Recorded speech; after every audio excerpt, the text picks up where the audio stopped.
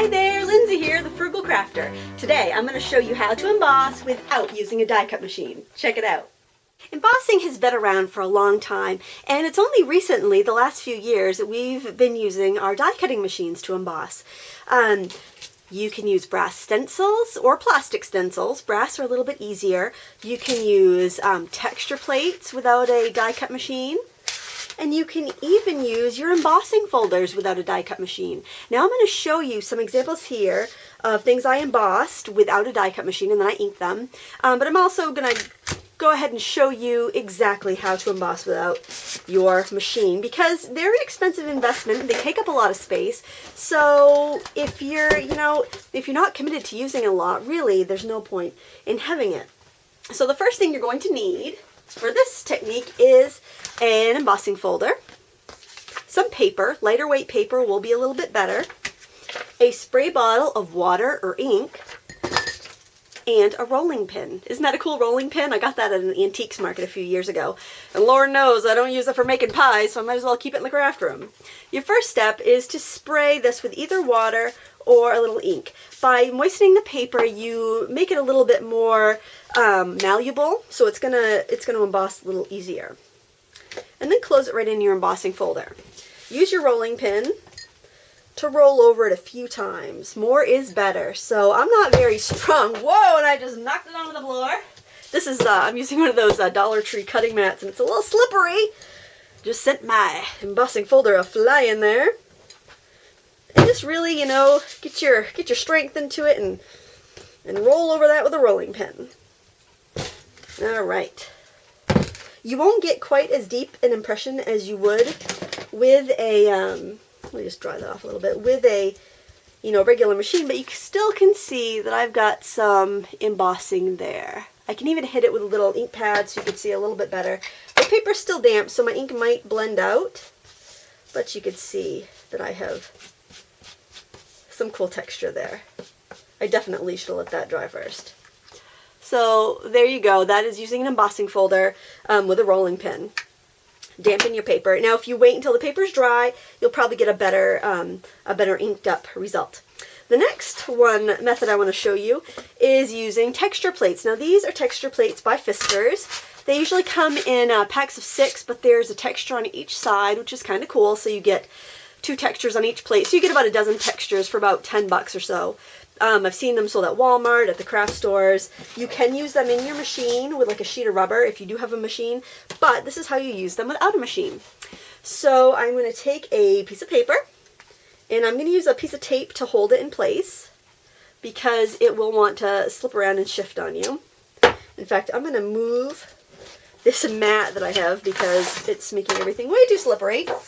And then you need a stylus. Now there's a couple different options you can use. I'll show you 3 different styluses that I have. This is a ball end stylus. I'll bring it up a little bit closer so you can see. It's basically got like a bead type on the end. This is an impressor, which is really nice because it's got a really big end. You can cover a lot of area. And this is the Fiskars one with 3 balls on it that help it kind of cover more area. And I'll show you with all the methods. So with the Fiskars one, this is about $4 at the craft store. Oh, there's a tip here. If you rub the back of your paper with wax paper first, it's going to be a lot easier. It's going to lubricate the paper and help it glide. So for this, you just kind of rub it in a circle. And you can see you can get your texture transferred really quickly. Okay, I'm just going to lift up that portion while it's still taped so you can see. Can you see the texture there? I'll ink it up in a minute so you can see all the texture. And with the impressor, you have 2 ends. You have a big end and a little end. Usually go in with your big end first, and then you can bring out more details with a smaller end if you need to.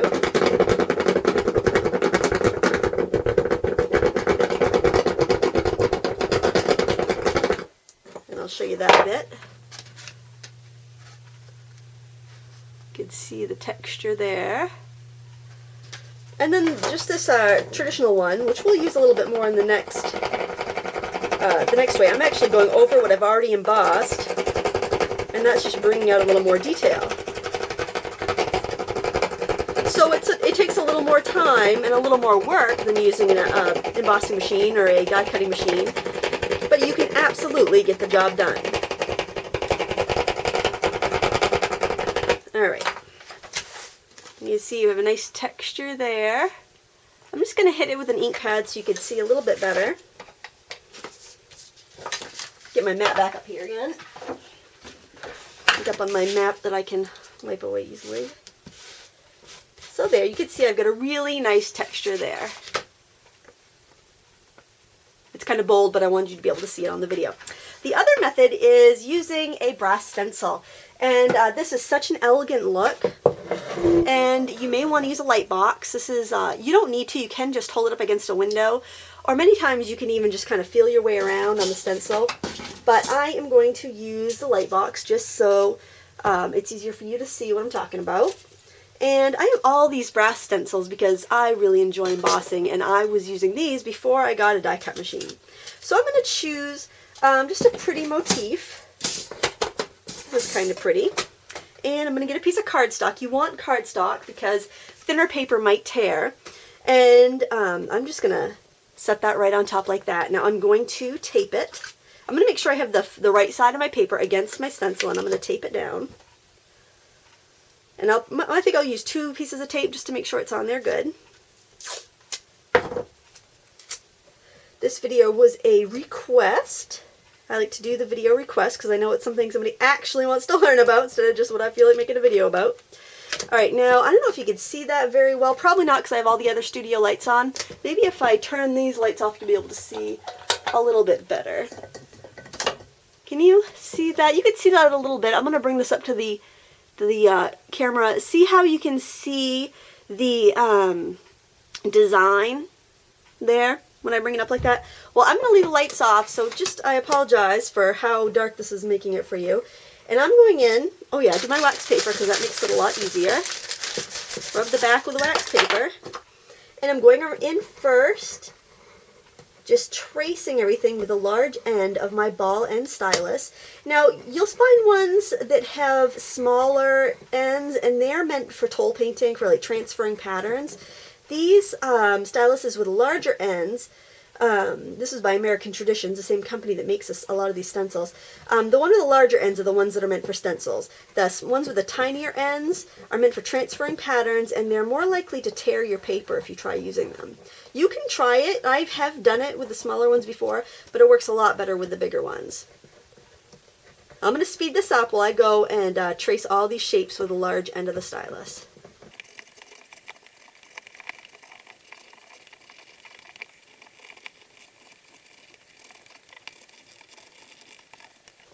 Alright, now I've flipped it over and I'm going to use the smaller end of the stylus to go through and bring detail out into the design. And again, I'm going to speed it up so you don't have to sit around while I do this. It will take a couple of minutes.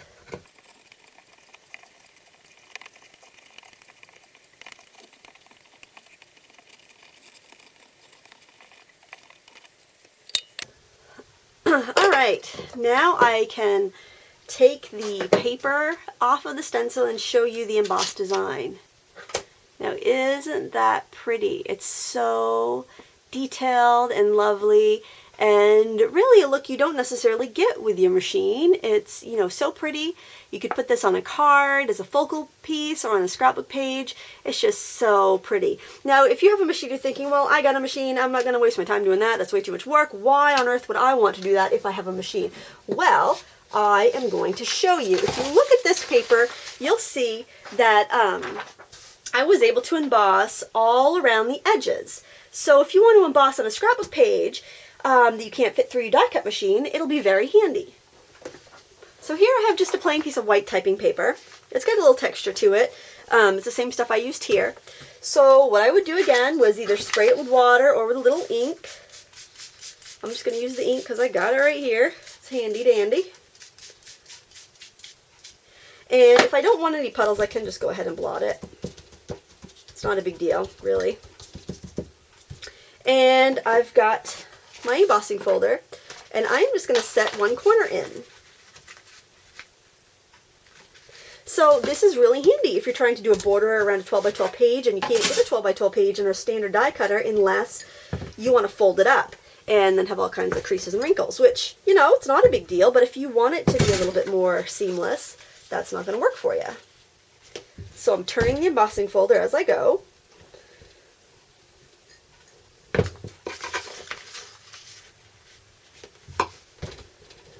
I've heard some people actually have backed over an embossing folder with their car when they didn't have a machine to get an embossed design. I have not tried that. I'm sure it would work. I don't know if it's recommended, but you know, here's an idea for you. I don't think I would do it, but you know, whatever floats your boat. Now my mat here and ink it up with a couple shades of green, I guess. Ooh, look at that. Isn't that kind of pretty? You can really see the texture. This is great for those artsy techniques. And it gives you kind of like an organic all-over design. And you don't need any expensive machine to do it. You can get an inexpensive embossing folder and, you know, give it a try. Isn't that fun? I want to thank you so much for watching. I want to thank Maria for asking me to do this video because it was a lot of fun. And give it a try. And if you have any questions, leave a comment.